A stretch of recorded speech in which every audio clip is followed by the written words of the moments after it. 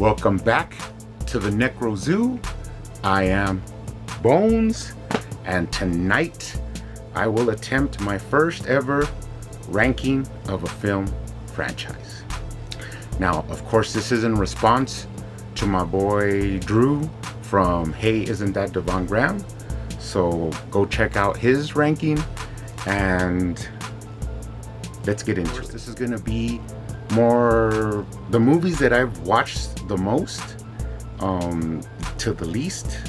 I'll be starting off with the one I've seen the least and I find the least rewatchable. Now, first off, this is gonna be Texas Chainsaw Massacre series, and my history with this film is that this is the first horror movie that I ever saw as a little kid. Now, I did not get nightmares from this movie, and I think it was because even though I was little, I did feel like kind of get the dark humor that's like in the movie. So even though people were getting slaughtered and eaten, I kind of more saw the way the cook talks to his brothers and like belittles them, and Leatherface's like mannerisms, and I took it more like that was funny than the killing. But this was a creepy ass movie. Had like a real ferocious realism to it. I almost thought like it was real. So let's get into the ranking. I'll go ahead and just say a couple of pros and cons that I like from the movie, and I'll try and get through it as quick as I can. So let's do this. Texas Chainsaw Massacre, the ranking.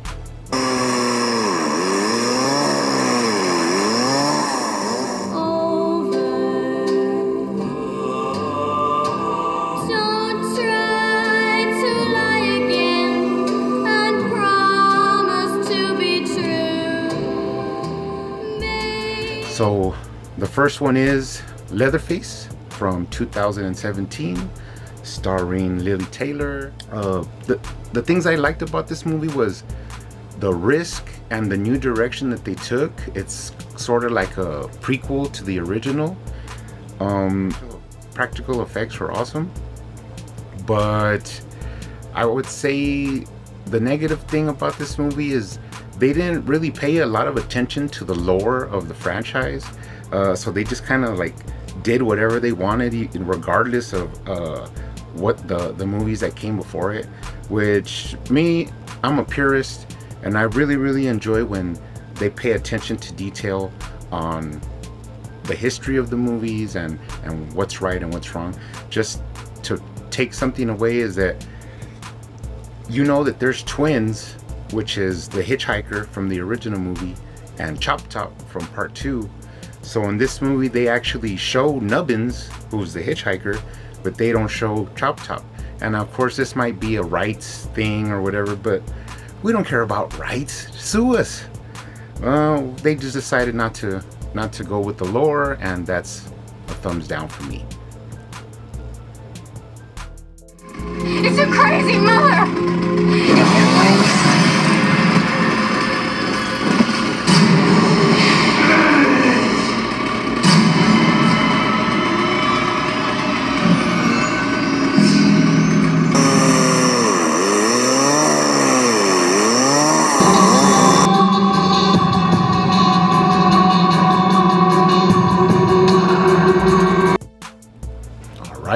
Next up, we have Texas Chainsaw Massacre, the remake, a 2003 film.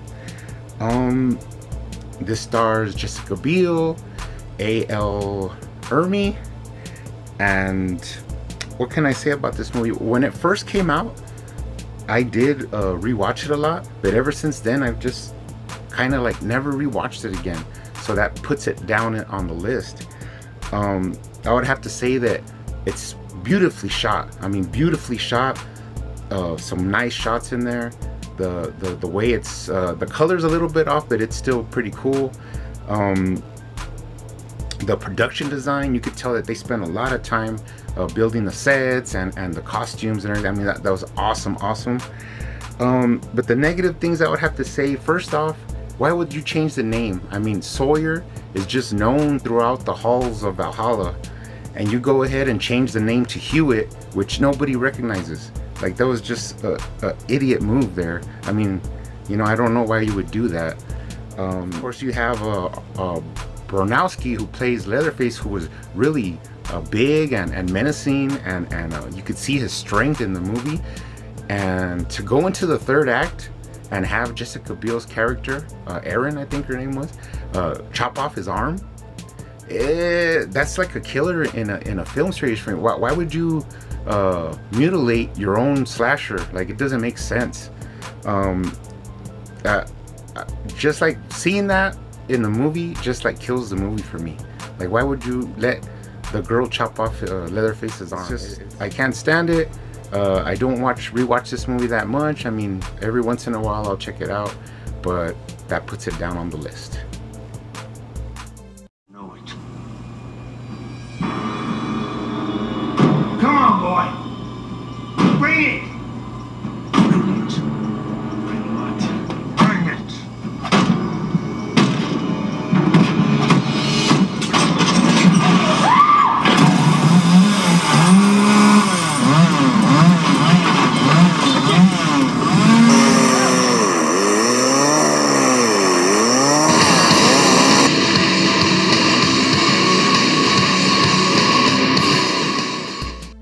Next, you have Texas Chainsaw Massacre: The Beginning, which is, of course, the prequel to the remake.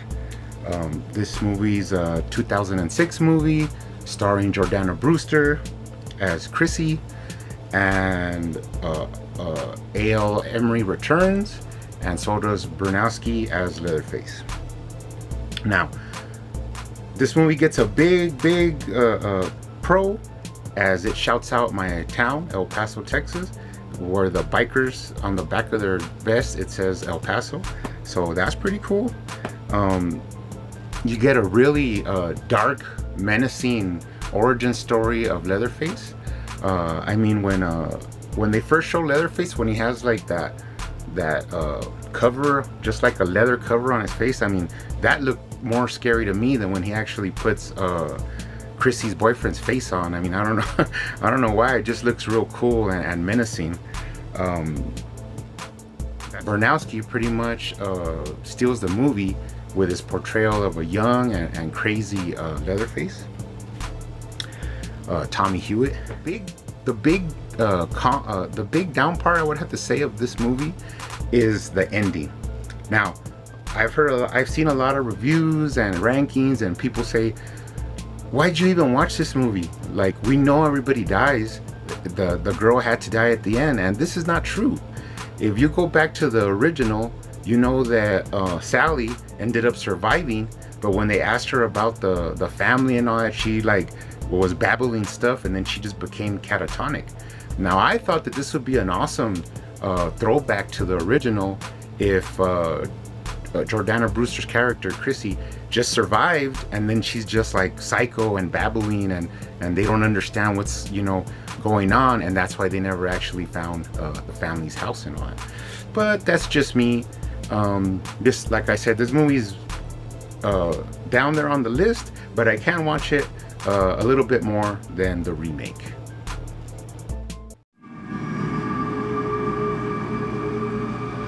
He's so beautiful.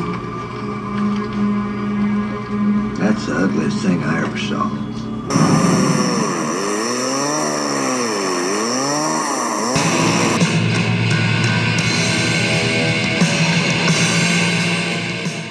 We have Texas Chainsaw Massacre Part 3, Leatherface, 1990 film directed by Bill Burr.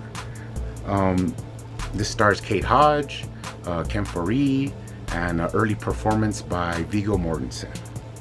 Now, the things I like about this movie is Leatherface's new nuclear family, just like pieced together. It's pretty awesome. You have Tex, like the kind of like hitchhiker part, kind of. You have Tinker, who makes all the families like technology stuff. Technology's a friend. You have Mama, Grandpa shows up in this, even though he's pretty much just like a corpse. It's a pretty cool dynamic family. You even get a cameo by supposedly Leatherface's daughter, played by Jennifer Banco, who carries around a little nasty baby corpse. So that's the part I like about it. The bad parts about this movie is that it was chopped to shit by the MPA. Bill Burr's original vision for the film, which was bloody and disgusting and had a bunch of you know, pins and whistles, like things happening, they cut it all out. So originally in the theatrical run, people didn't get to see all the stuff that they had in there, but now we do have the unrated DVD and Blu-ray. Pretty the by far superior version is the unrated version.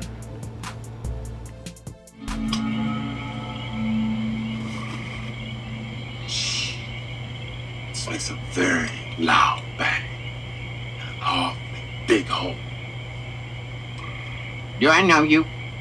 Shut up.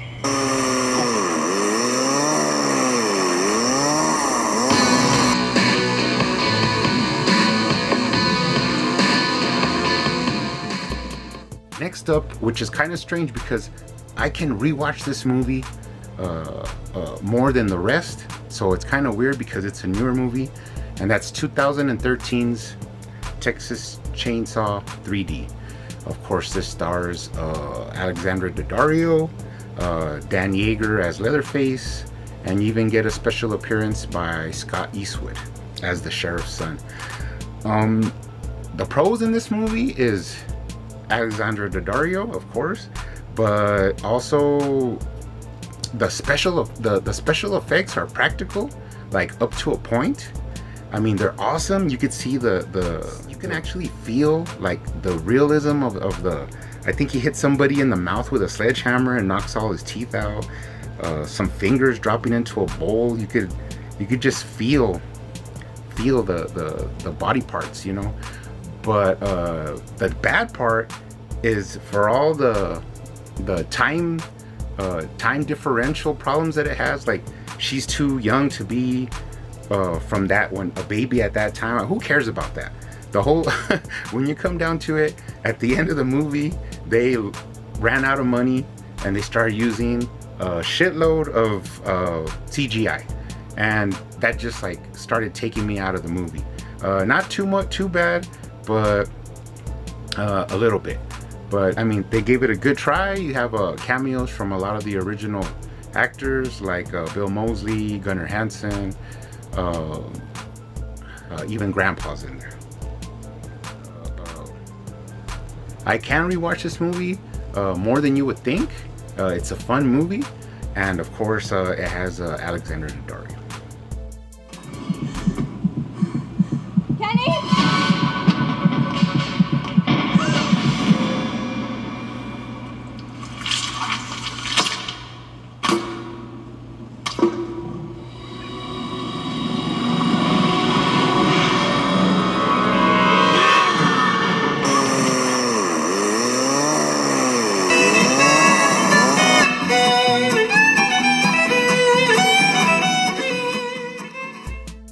Now, I know I'm gonna get a lot of crap for this, but up next we have 1995's Texas Chainsaw Massacre, The Next Generation. Of course, this stars Renee Zellweger and Matthew McConaughey before they were really famous. Now, I don't know why, but I've rewatched this movie over and over and over. I mean, I've seen it a lot of times. I mean, I can't even explain to you why I've seen it so many times, but I just have.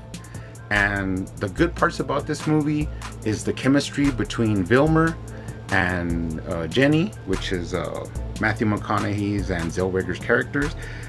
Their chemistry is so good. I mean, Vilmer's like a batshit crazy antagonist, and Jenny's just like a straight up stand-up bitch. But that's probably the best thing about this movie. There's not a lot to praise, but those parts are pretty interesting. I'd say that the downfall of this movie was Kim Henkel. I mean, I know he wrote the movie, I know he co-wrote the first movie, the original movie, but I think the biggest mistake here was having him direct this movie. I would have more enjoyed, I think, watching Kim Hinkle's writing and input with another director's vision. Because Kim Hinkle just, I don't know what he did. I know he's a good writer, but he just did not do a great job at directing this movie. So I feel like that was the downfall of this movie. And even though it's, a lot of people say it's a big turd, and it is, I find some weird enjoyment out of watching it. And it has some funny parts in it and stuff, so you know, it's pretty cool. But people like tearing this movie down, and people also like lifting this movie up. So it's just, you know, it is what it is. That's... Stop it!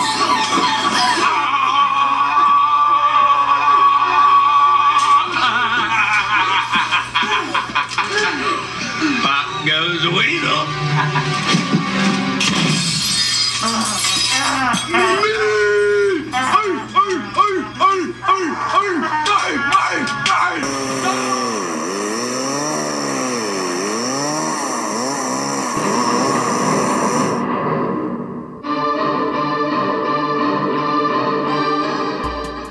Actually, these last three movies, four actually, I kind of kept flopping them around, but I just cannot steer from the original. Up next we have 1986's Texas Chainsaw Massacre 2, also directed by Tobe Hooper. This was his follow-up, of course, to the original. You have Caroline Williams as Stretch, Dennis Hopper's in there. You have Bill Moseley as the awesome Chop Top, and Jim Seedow's is also in there as the cook. Now, the pros of this movie, I would have to say, is the dark comedy. I mean, there's so much funny stuff in here. I mean, Chop Top just like steals the show in this one. He's like really funny and actually kind of menacing and violent at the same time. But just watching his scenes with Caroline Williams, when they beat the shit out of LG or whatever his name is, that cowboy, those are things that I remember as a little kid. Like, I was like, oh damn, they really tore him up. But that's basically what runs the movie for me, is Chop Top, the family, and their awesome underground amusement park hideout. It's just, I always remember rewatching it, trying to see everything in there. You got a cameo from Franklin's wheelchair in there and his corpse. It's just a good, fun movie, and I've rewatched it so many times. That's why it's number 2 on the list. Now, the bad part is that this was really just a big satire on the first movie. So even though it has a lot of gore, you could just see that it's not as violent and visceral as the first movie. It's more campy and funny, and they even like deleted a scene with Joe Bob Briggs in it, which would have been awesome to see it as a kid. But that just goes to show you how campy it was, and they didn't take it seriously, that they even put Joe Bob Briggs in there. One thing I want to bring up is that I used to watch this on VHS like a lot, and I remember in the final scene when Stretch is like dancing with the chainsaw on top of the Matterhorn mountain. On the tape, I remember at the very bottom, you could see like a big truck trailer drive by. And in all the other versions on DVD, on Blu-ray, it's been cut out, it's been cropped. But I remember being a kid and seeing that like late, and then like, you know, like at 1, 2 in the morning by myself, and I would just think like how eerie that was, and it made it like more realistic to me in the end. But sadly, I think if you get a VHS, you could probably see that truck go by, but in the newer versions, it's just not in there. Oh, he's dead in my plate. Oh, my brain is burning. Leatherface, you phantom! Look what you did to my Sonny Bono wig do. Oh, God damn, I can't believe it. Well, at least you didn't mess me up.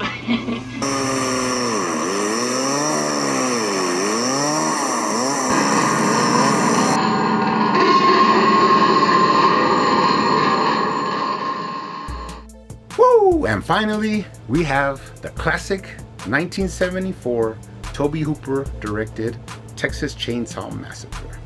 Now, like I said before, this is the first horror movie I ever saw, so I grew up on it. This is an awesome movie. I mean, it has like a documentary feel that really like pulls you in. The cemetery scene at the beginning with the that necro sculpture on it, and when the girl's looking for her grandfather's tombstone and burial site, that really like pulls you in. And then they go to the barbecue shack, and it's just a really well paced and acted movie, which is kind of weird because I mean, these guys, I'm pretty sure this was like their first acting gigs, but you just like roll with it. You could feel it. It's awesome. Gunnar Hansen plays a really scary and nuts Leatherface. Of course, you have the cook, Jim Seedale, and the hitchhiker. All those guys make up a pretty menacing family.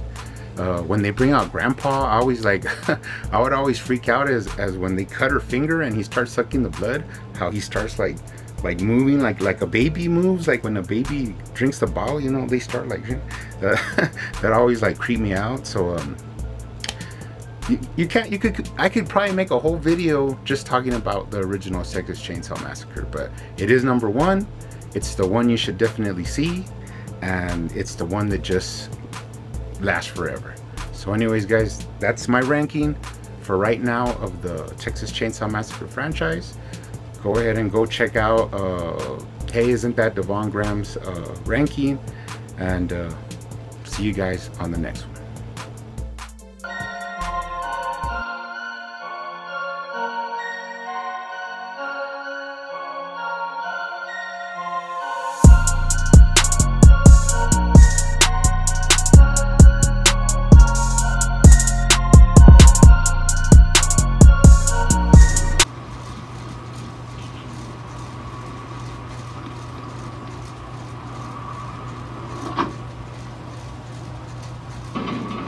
I think we just picked up Dracula.